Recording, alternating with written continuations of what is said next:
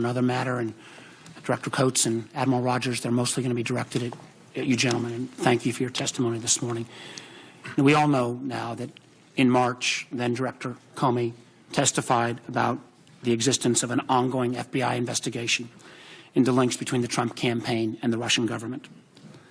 And there are reports out in the press that the President separately appealed to you, Admiral Rogers, and to you, Director Coates, to downplay the Russia investigation.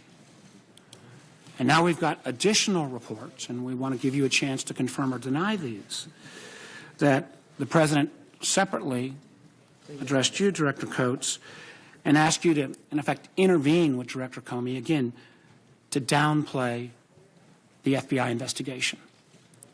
Admiral Rogers, you draw the short straw. I'm going to start with you. Before we get to the substance of whether this call or request was made, you've had a very distinguished career, close to 40 years. In your experience, would it be in any way typical for a president to ask questions or bring up an ongoing FBI investigation, particularly if that investigation concerns associates and individuals that might be associated with the president's campaign or his activities?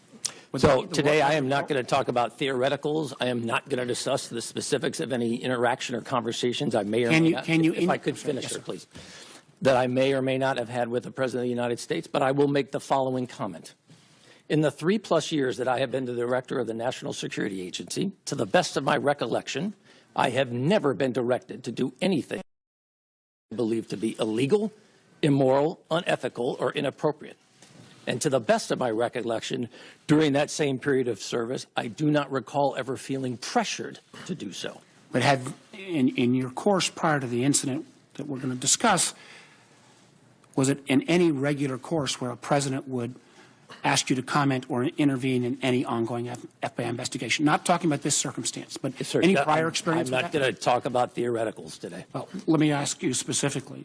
Did the President, the reports that are out there, ask you in any way, shape, or form to back off or downplay the Russia investigation? I'm not going to discuss the specifics of conversations with the President of the United States, but I stand by the comment I just made to you, sir. Do you feel that those conversations were classified? We know that there was an ongoing FBI investigation. Yes, sir. There are press reports. Yes, sir. I understand your answer. I'm disappointed with that answer, but I may indicate, and I told you I was going to bring this up. Sure.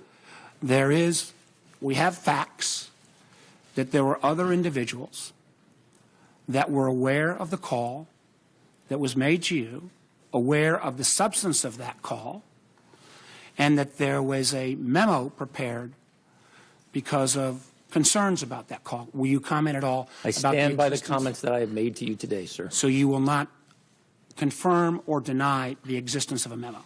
I stand by the comments I have made to you today, sir. I think it will be essential, Mr. Chairman, that that other individual who served our country as well with great distinction, who's no longer a member of the administration, has a chance to relay his version of those facts. Again, I understand your position, but I hope you'll also understand the enormous need for the American public to know. You've got the administration saying there's no there there. We have these reports, and yet we